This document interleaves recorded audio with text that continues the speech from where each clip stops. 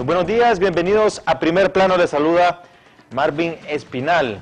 Estados Unidos esperaba un periodo extraordinariamente difícil para Zelaya, un año antes de su derrocamiento. La Embajada de Estados Unidos en Honduras preveía un final de mandato extraordinariamente difícil para Manuel Zelaya, cuando faltaba poco más de un año para que el presidente fuera derrocado mediante un golpe de Estado militar o sucesión constitucional. Seguro revela un nuevo documento filtrado por el portal Wikileaks. Un informe remitido el 14 de mayo del 2008 por el entonces embajador norteamericano en Tegucigalpa, Charles Ford, a la Secretaría de Estado en Washington, indicaba que el último año y medio del mandato de Zelaya será, en mi opinión, extraordinariamente difícil para nuestras relaciones bilaterales.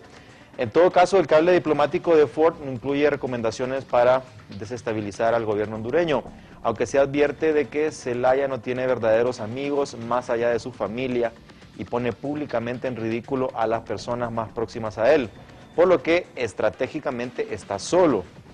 A juicio del embajador, el principal objetivo de Zelaya es enriquecerse a sí mismo y enriquecer a su familia, mientras se presenta en público como un mártir que ha intentado hacer el bien y que se ha visto frustrado en todo momento por intereses poderosos a los que no nombra. Varias declaraciones públicas sobre su gestión dan a entender que probablemente se presente como un mártir que fracasó honorablemente en sus intentos para buscar la justicia social para los pobres, declaró el embajador norteamericano.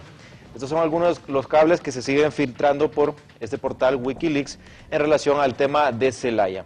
Por su parte, el actual embajador Hugo Lorenz pues, se ha mantenido renuente a dar declaraciones sobre esta temática, solo ha limitado a argumentar de que, sin duda alguna, la filtración de estos cables ha puesto pues, en graves problemas a la diplomacia en Estados Unidos y dice que fue un acto de mala fe de este portal para atacar a los Estados Unidos de una forma directa. El caso de Manuel Zelaya pues continúa en discusión, se han presentado al parecer abogados el día de ayer, según fuentes del diario El Heraldo, pero vamos a dar primero paso a una nota para ver sobre este tema que se ha referido el fiscal Rubí y también algunos otros protagonistas sobre el tema de Zelaya. Miremos la nota. Manuel Zelaya Rosales podrá defenderse en libertad, confirmó hoy en San Pedro Sula el fiscal general de la República, Jorge Alberto Rubí, quien recalcó que los procesos judiciales contra los gobernantes no pueden ser anulados. El acuerdo está en que lo que establece la ley le establece garantías a él a ser oído en libertad, y eso no lo puede impedir el Ministerio Público, está en la ley y eso tiene que respetarse. ¿No sabe el indulto, abogado, entonces? Pues no, ahí ya es una tesis que totalmente descartada. Es precisamente el respeto a la ley y el pacto al que han llegado los órganos operadores de justicia con los poderes del Estado, mismo que el empleado de confianza de Porfirio Lobo pide se respete. El pacto es respetar el Estado de Derecho, que si bien el señor se le va a aplicar y hacer las presentaciones como él crea conveniente, como se le hizo a los demás funcionarios, que funcione el Estado de Derecho, la estabilidad que él tiene a que como persona se conserven las garantías que la ley le da. Lo declarado por el fiscal general de la República deja claras las intenciones de Manuel Zelaya Rosales, quien lejos de retornar al país pretende continuar perjudicando al mismo. Desde San Pedro Sula para Noticiero Universal, Antonio Vanegas. Bueno, teníamos la nota sobre el tema de Zelaya, que por cierto también ha mantenido los titulares el día de hoy en la prensa nacional, prensa escrita, en este caso el diario El Heraldo de día hoy jueves 16 de diciembre, en la sección de País, titula pues la Procuraduría busca limpiarle casos de corrupción a Manuel Zelaya.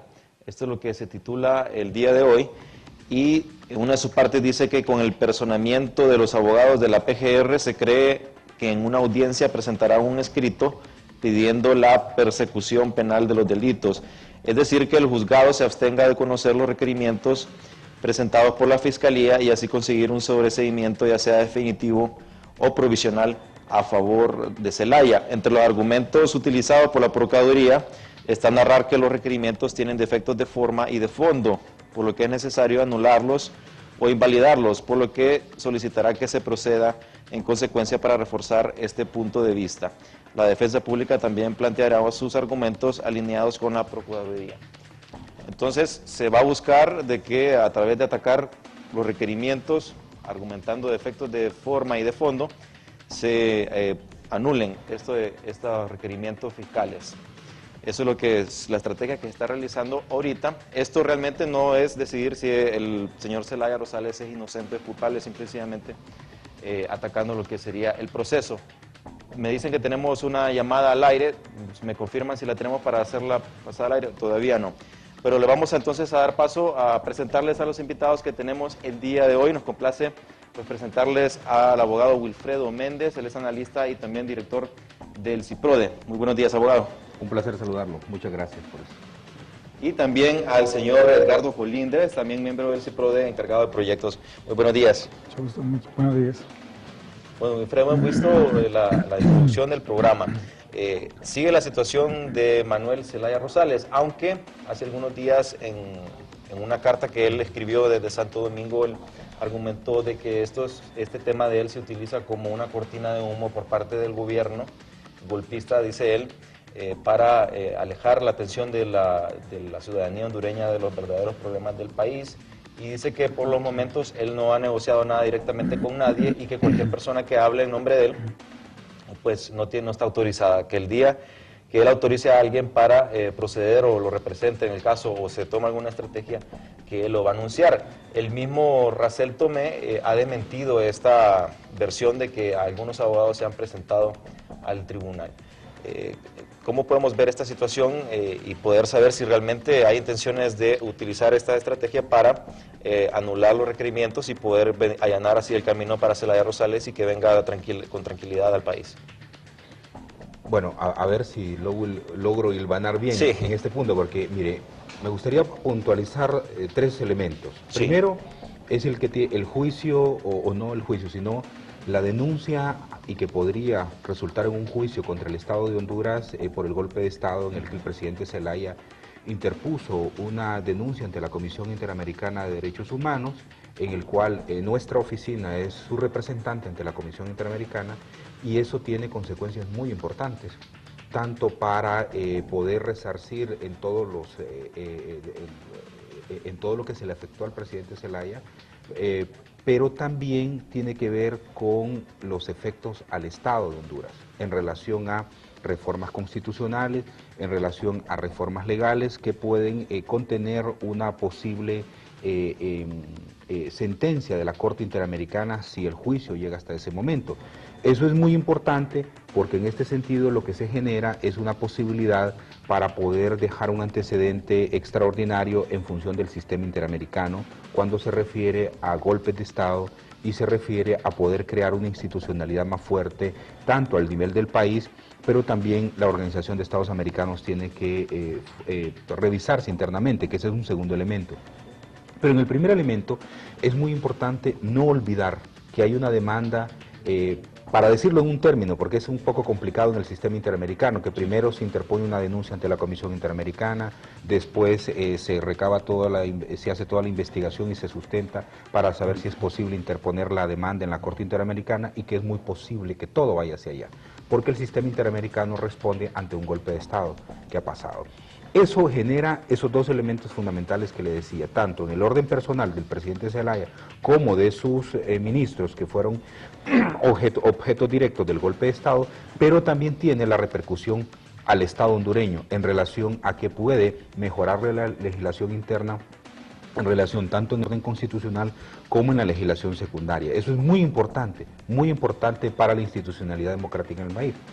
En segundo lugar, el tema del presidente Zelaya tiene que ver, y ahí el presidente Zelaya tiene que ponderar cuáles serán sus decisiones. Incluso nuestra oficina, el abogado Colíndez explicará un poco también cómo hemos debatido a lo interno de nuestra oficina, cómo se dilucida el asunto del presidente Zelaya. Para nuestra oficina tiene un interés particular en el tema del golpe de Estado, en el tema de institucionalidad, pero no podemos olvidar que como peticionario el presidente Zelaya puede desistir. Y en ese sentido, al desistir, puede decir hasta aquí llego. Y para nosotros eso no es bueno como oficina. ¿Por qué no es bueno? Porque nosotros queremos que se deje un antecedente y que la Corte Interamericana emita una sentencia. pero tampoco nos podemos oponer al hecho de que si el presidente Zelaya dice a CIPRODE que no continúe en el proceso, nosotros paramos. Porque también el presidente Zelaya puede llegar a un acuerdo político en relación a que el Estado de Honduras necesita paz, necesita tranquilidad y por lo tanto detiene esos juicios. Y mire, abogado Marvin, que sobre este asunto no se habla en el país, no se habla, y es un punto, Edgardo, muy importante para poderlo revisar, porque el presidente Zelaya también tiene al Estado de Honduras, desafortunadamente al Estado, ¿verdad? Debería ser al gobierno, pero el efecto hacia el gobierno es bastante fuerte. Es decir, no solo es que el gobierno de Honduras le suspenda los juicios al presidente Zelaya en este momento y que busque el mecanismo, sino que el presidente Zelaya también tiene que suspender, si lo determina así, los juicios contra Honduras, porque hay juicios en la Corte Interamericana y me refiero en particular al que nosotros llevamos por el presidente Zelaya ante la Comisión. Es decir, el presidente Zelaya también tiene que tener acciones de buena voluntad, por decirlo en alguna forma, y si a él le suspenden, si hay un proceso en el cual esos juicios que fueron incoados en forma indebida después del golpe de Estado hacia el presidente Zelaya, y ahí hay que revisar las figuras en cómo se hicieron. A veces creo yo, y eso hay que revisarlo en otro ámbito porque es un poco delicado, a veces creo yo que hay ciertas acciones judiciales que se desarrollan en un contexto para no castigarlas. Si había un asunto de corrupción contra el presidente Zelaya, se hizo en un momento indebido, porque si se quería efectivamente perseguir actos de corrupción, no se hubieran hecho posteriores al 28 de junio. Al hacerlas posteriores al 28 de junio, se consideran como persecución política. Pero voy a avanzar rápido.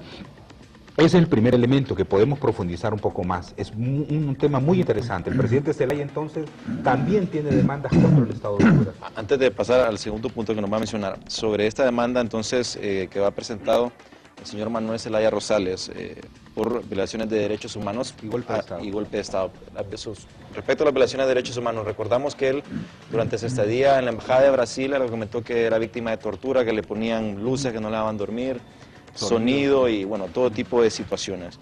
Entonces, en caso de que se condene a Honduras y se le dé la razón al señor Zelaya Rosales, también vendría, aparte de la condena al Estado, vendría también una indemnización que se le tendría que dar monetaria al señor Zelaya Rosales y también a sus allegados. Más o menos, para algunos antecedentes en otros países, o más o menos podríamos dar alguna cifra de usualmente cuánto se indemniza a una persona. No sabría responderle con exactitud, no sé si Edgardo tenga una respuesta más precisa ahí, pero según hemos conversado y nuestro equipo ha conversado con el presidente y con sus allegados y con sus ministros, ese es el punto que les interesa a ellos, el resarcimiento económico. Lógicamente eso depende del juez, ¿verdad? Depende del juez cuando mire los daños causados y pueda establecer una condena en ese sentido para que pueda ser indemnizado. Recuérdese que al final, si hay una sentencia por parte de la Corte Interamericana hacia Honduras, el Estado es el que paga, pero el Estado debe de perseguir los bienes de aquellos que dieron el golpe de Estado para poder recuperar lo que viene a pagar el Estado hondureño. Por eso se persiguen los bienes de los que dieron el golpe de Estado. Entonces, en ese sentido, es importante mencionar de que por lo menos lo que ellos han establecido hasta este momento es un antecedente político, es un antecedente social, es un antecedente jurídico en función de no permitir que un Estado dé un golpe de Estado y quede en impunidad, sino que tenga la claridad que el sistema lo persigue. Sí. Ese es un primer punto. El segundo tiene que ver con la Organización de Estados Americanos. El reingreso o el retorno del presidente Zelaya a Honduras tiene que ver con el hecho de que la Organización de Estados Americanos se puso a prueba con el golpe de Estado y prácticamente fracasó en su intento. Fracasó en su intento la Organización de Estados Americanos, pero también yo he visto a nivel del Frente de Resistencia. Como dicen los hipotes, no ha visto uno el Frente de Resistencia, ¿verdad? El Frente de Resistencia ha venido perdiendo sus batallas en relación al golpe de Estado, aparentemente. En sus grandes temas nacionales. Lo que ha logrado el Frente de Resistencia es tener la posibilidad de consolidarse como movimiento, de poder empujarse hacia un proceso político influyente, que puede ser, pero y que puede llegar a convertirse en un determinante político en el país si algunos extremistas lo permiten. Y además tendrán que permitirlo porque la mayoría del frente, en su 98%, son gente que están viendo de cómo logran rescatar al país de las garras de ciertos grupos. Y hay un porcentaje muy menor que está pensando en otras cosas, pero no es determinante. Y en ese sentido, cabe ver cuál ha sido el éxito de la Organización de Estados Americanos en relación al golpe, y ha sido prácticamente un fracaso, la OEA. ¿Cuál ha sido una de las ventajas de la OEA y que ha usado y que ha sido un instrumento muy importante y que nosotros lo hemos último año y medio del mandato de Zelaya será, en mi opinión, extraordinariamente difícil para nuestras relaciones bilaterales. En todo caso, el cable diplomático de Ford no incluye recomendaciones para desestabilizar al gobierno hondureño, aunque se advierte de que Zelaya no tiene verdaderos amigos más allá de su familia y pone públicamente en ridículo a las personas más próximas a él, por lo que... Muy buenos días, bienvenidos a Primer Plano, les saluda Marvin Espinal. Estados Unidos esperaba un periodo extraordinariamente difícil para Zelaya un año antes de su derrocamiento. La Embajada de Estados Unidos en Honduras preveía un final de mandato extraordinariamente difícil para Manuel Zelaya. Estratégicamente está solo. A juicio del embajador, el principal objetivo de Zelaya es enriquecerse a sí mismo y enriquecer a su familia, mientras se presenta en público como un mártir que ha intentado hacer el bien y que se ha visto frustrado en todo momento por intereses poderosos a los que no nombra. Varias declaraciones públicas sobre su gestión dan a entender que probablemente se presente como un mártir que fracasó honorablemente en sus intentos para buscar la justicia social para los pobres, declaró el embajador norteamericano. Estos son algunos de los cables que se siguen filtrando por este portal Wikileaks en relación al tema de Zelaya. Por su parte, el actual embajador Hugo Lorenz se ha mantenido renuente a dar de cuando faltaba poco más de un año para que el presidente fuera derrocado mediante un golpe de estado militar o sucesión constitucional. Seguro revela un nuevo documento filtrado por el portal Wikileaks. Un informe remitido el 14 de mayo del 2008 por el entonces embajador norteamericano en Tegucigalpa, Charles Ford, a la Secretaría de Estado en Washington, indicaba que el